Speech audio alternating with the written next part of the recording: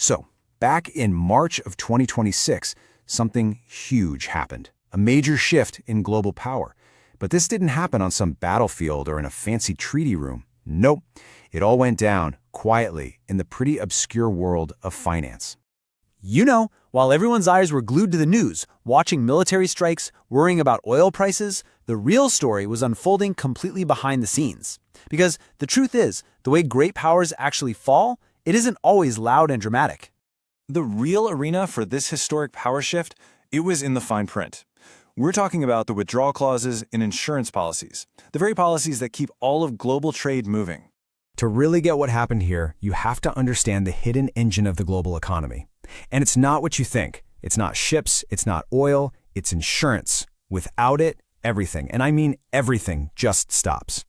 And the key to all of this is something called war risk insurance. It's basically a special policy that gives a ship's captain the green light to sail through a war zone. If you don't have that policy, you can't go. It is literally the invisible key that opens and closes the most important trade routes on the entire planet. And get this, for 3 centuries, the power to grant that key sat in one city, London. A private insurance market, led by the famous Lloyd's of London, basically held the keys to the kingdom. They were the ones who decided who could sail where, what it would cost, and which countries could even play in the game of global trade. It was a private market wielding the power of an empire.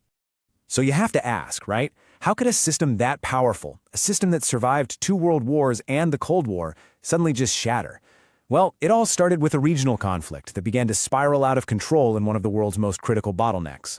And just look at how fast this all went down. On February 28th, a military operation kicks off. Iran fires back by closing the Strait of Hormuz, and within hours, not days, hours, the London market does exactly what you'd expect a business to do. It pulls all its coverage. And just like that, the system breaks. The impact was immediate, and it was absolutely catastrophic. Tanker traffic through that vital strait just collapsed, dropping by 81%.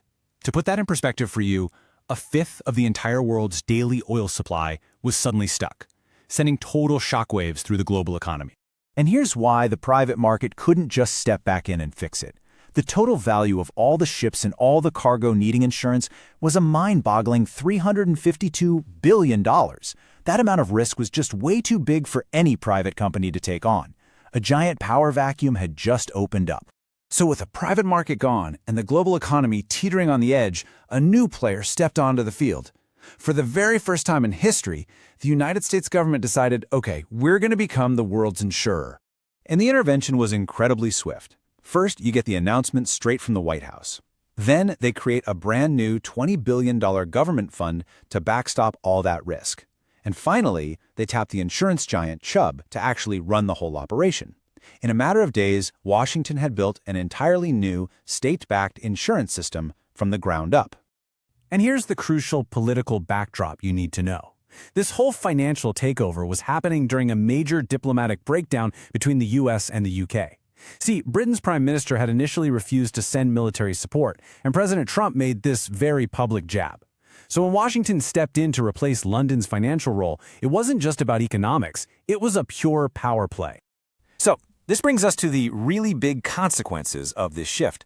What happens to global trade when the power to insure it moves from a private, neutral marketplace to a government agency? So, what really did change? What was lost in this transition, and what was gained? Well, when you put them side by side, the difference is night and day. The London model was a private market. Its real power came from being politically neutral. It was trusted by everyone because its only goal was to manage financial risk. But the Washington model? That's a government agency. It's a tool of state power, and it answers directly to the White House. Its goal isn't just managing risk. It's about strategic control. And that neutrality, the very thing that made London credible for 300 years, is just gone. And of course, this new system hits some pretty big problems right away. For starters, $20 billion is a lot, but it's not enough to cover a $352 billion problem. Plus, an insurance policy can't force a ship's crew to sail into a war zone if they fear for their lives. And then there's this bizarre twist. The US government actually ended up subsidizing Iranian oil shipments to its biggest rival, China. On top of all that, by stepping in, Washington may have scared private insurers away from the region for good. But here is the most important thing to take away from all of this.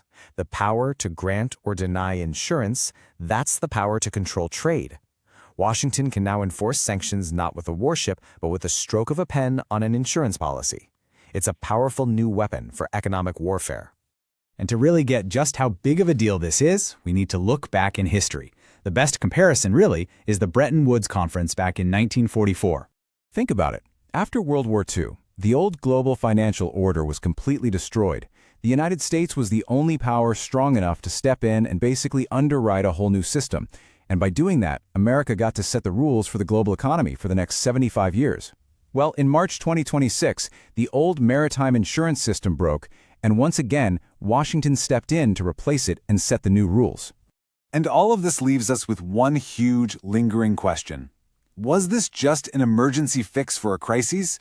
Or did we all just witness the anchor of global trade permanently move from the City of London to Washington, D.C.? A quiet but massive change that was 300 years in the making.